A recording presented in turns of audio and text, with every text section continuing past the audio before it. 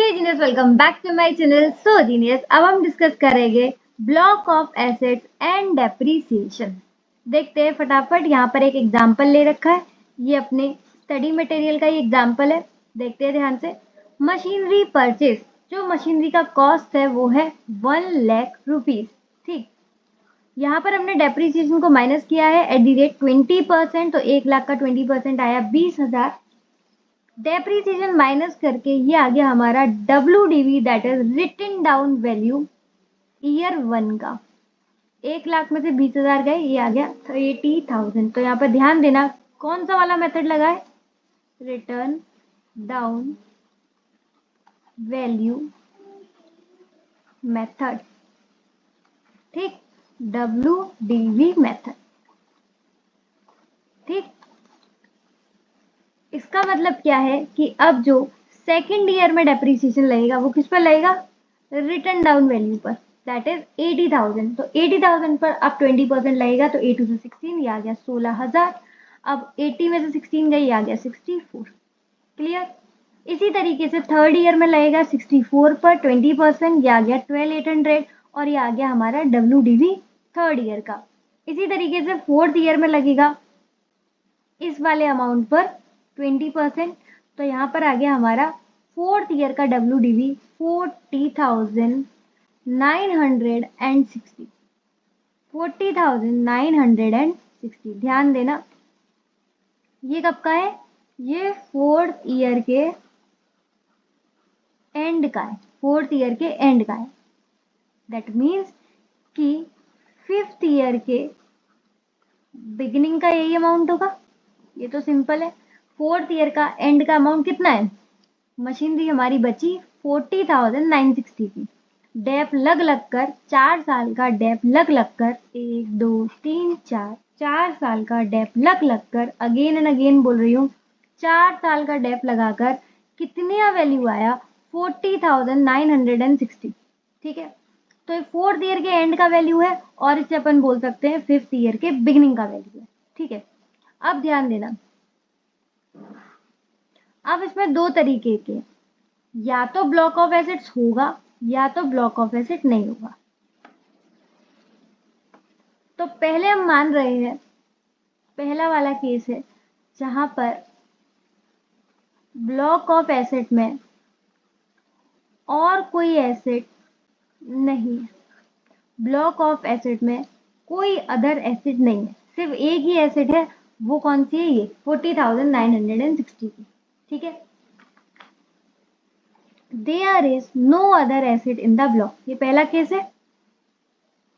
ठीक, WDV at the beginning of fifth year, 5वें साल की स्टार्टिंग, वही अपना जो चौथे साल का एंड का वैल्यू होगा वही होता है हमारे 5वें साल का बिगनिंग का वैल्यू। कितना, 40,960। ठीक, तो हमारी वैल्यू कितनी थी, 40,960 की। लेकिन मशीन सिर्फ और सिर्फ कितने का बिका, 10,000 का। ओहो, क्लियरली दिख रहा है यहाँ पर कि लॉस हो रहा है। 40,960 का मशीन का वैल्यू था, लेकिन वो बिका कितने का, सिर्फ और सिर्फ 10,000। दैट मीन्स कि हमारा यहाँ पर लॉस हो गया 30,960। ठीक, और इस लॉस को अपन क्या बोलते हैं, इसको हम बोलते हैं short term capital loss. Short term capital loss. तो ये हमें एक मिल गया गम, शॉर्ट टर्म कैपिटल लॉस। लेकिन गम के साथ साथ यहाँ पर एक खुशी भी है।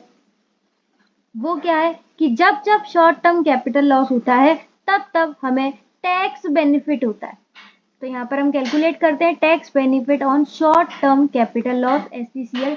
कितना आएगा हमारा, शॉर्ट टर्म कैपिटल लॉस कितना था, 3960। तो 30% टैक्स रेट है, तो ये आ जाएगा हमारा 9288 टैक्स बेनिफिट।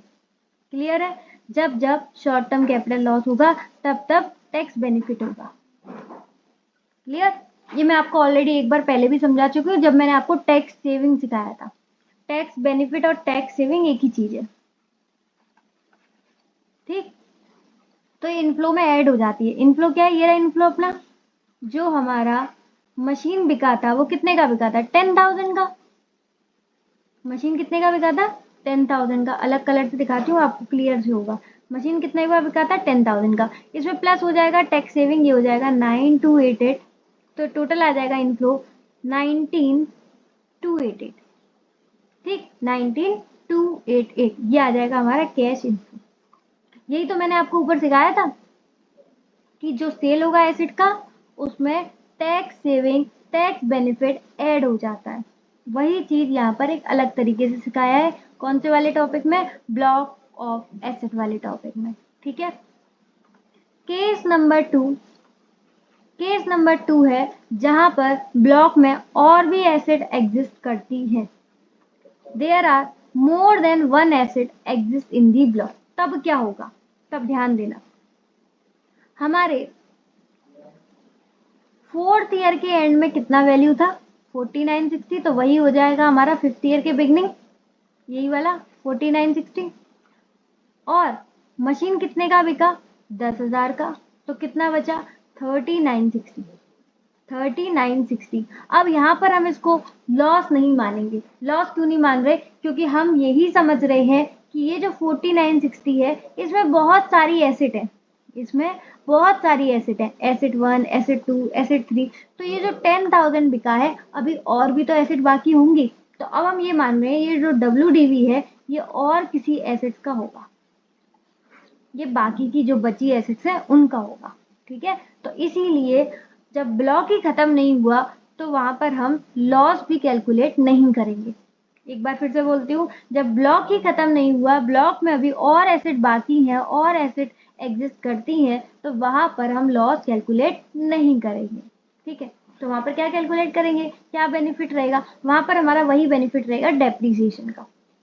कितना डेप्रीसिएशन लगेगा? एक बार मेरे साथ साथ कैलसी पे कैलकुलेट भी कर लो। 3960 वैल्यू है हमारे मशीन का, डेप्रीसिएशन था 20%, तो ये लग गया 6192। तो यहाँ पर हमें जो बेनिफिट मिलेगा वो टैक्स पर डेप्रीसिएशन पे मिलेगा।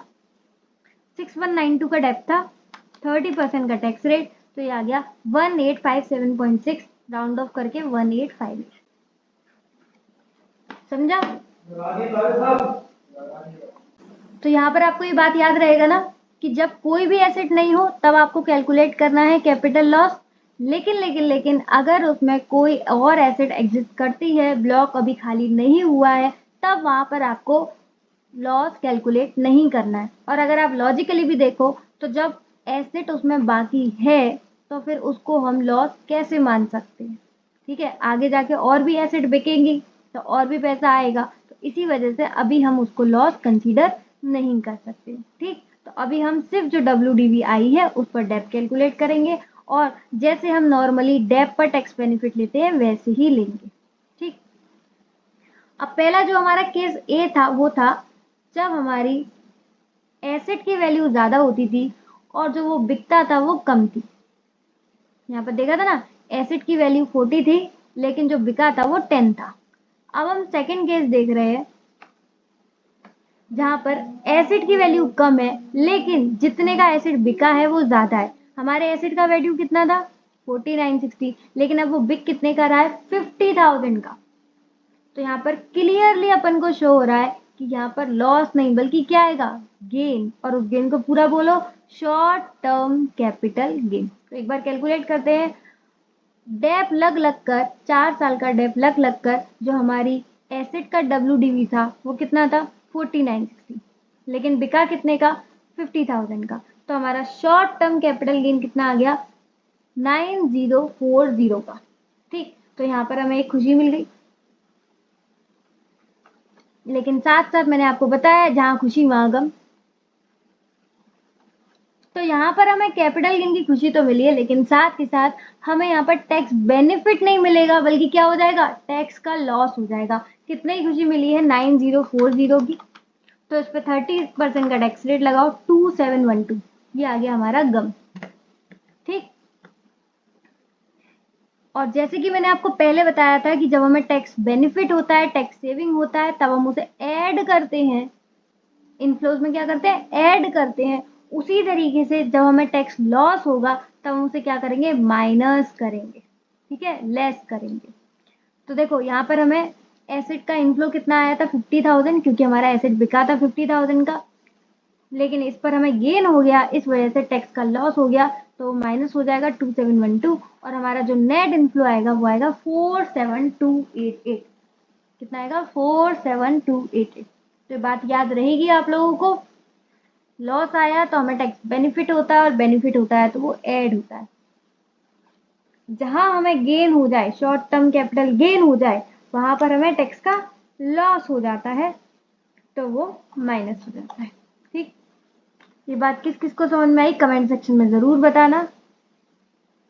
और अगर छोटा मोटा कोई अभी भी डाउट रह गया हो तो आप कमेंट में पूछ लेना। नेक्स्ट हमारा एक दो छोटे छोटे टॉपिक है वो भी कंप्लीट कर लेते हैं। पहला है हमारा exclusion of financial cost principle. ये बात बहुत ध्यान देने वाली है। कैपिटल बजटिंग में आप जब भी क्वेश्चन सॉल्व करेंगे वहां पर कहीं भी इंटरेस्ट और डिविडेंड को कंसीडर नहीं करेंगे। अभी कसम खा लो, इंटरेस्ट और डिविडेंड को कंसीडर नहीं करेंगे। और आपने ध्यान भी दिया होगा कि मैंने जो स्टार्टिंग में स्टेटमेंट बनवाया था वो ईबीआईटी का नहीं बनवाया था, ईबीडीटी का बनवाया था। Earning before interest and tax का नहीं बनवाया था, earning before depreciation and tax का बनवाया था। कहीं भी हमने आई फॉर इंटरेस्ट को कंसीडर नहीं किया था। ऐसा क्यों नहीं करते? तो उसके लिए भी यहाँ पर देखो मैंने पॉइंट लिख रखा है, not considered in taking capital budgeting decision because KO or WACC which is used in discounting factor that already included in financial cost। ये इतनी इंग्लिश में क्या लिख दिया है? सिंपल सी बात है। अब जिसने कॉस्ट ऑफ कैपिटल पढ़ा होगा उसको ये बहुत बात अच्छे से समझ में आ जाएगी। कॉस्ट ऑफ कैपिटल में हम एक स्टेटमेंट बनाते हैं इस तरीके से, वहां पर हम WACC that is weighted average cost of capital और इसका दूसरा नाम होता है KO that is overall cost of capital. जब हम ये कैलकुलेट करते हैं तब यहाँ पर हम डेट का इंटरेस्ट और इक्विटी और प्रेफरेंस का डिविडेंड ये ऑलरेडी कंसीडर कर लेते हैं। इनसे ही मिलकर तो WACC और KO आता है। तो जब हम इनको WACC KO में कंसीडर कर लेते हैं तो अगेन एंड अगेन कंसीडर क्यों करना है? एक बार कंसीडर हो गया ना ये। और जो अपन NPV में PV फैक्टर यूज करते हैं वो कोई और दूसरा PV फैक्टर थोड़ी होता, वो यही तो होता है KO। ये KO, WACC, PV factor, discounting factor ये सब एक ही नाम है और इनमें इंटरेस्ट और डिविडेंड ऑलरेडी कंसीडर हो चुका है, इसलिए यहाँ पर कैपिटल बजटिंग में कभी भी आगे जाकर इसे कंसीडर नहीं करना है। ठीक है, तो there is no treatment of interest and dividend in capital budgeting. ये बात अच्छे से याद रखना, ठीक है ना। अब लास्ट एक छोटू सा टॉपिक और है बस, CF80। NPV जब मैंने आपको पढ़ाया था तब वहां पर दो चीजें थी, पहला आउटफ्लो और दूसरा इनफ्लो। और इनफ्लो के टाइम पर आपको एक डाउट आ रहा था कि हर साल CF80 लिखा है उसका क्या मतलब है, हर साल CF80 का क्या मतलब है। और मैंने आपको बताया भी था इसका सिंपल सा मीनिंग है कि पहले आपको डेप्रीसिएशन प्लस करना है और फिर आपको डेप्रीसिएशन माइनस करना है। सॉरी उल्टा बोल दिया मैंने। पहले आपको डेप्रीसिएशन माइनस करना होता है और फिर प्लस।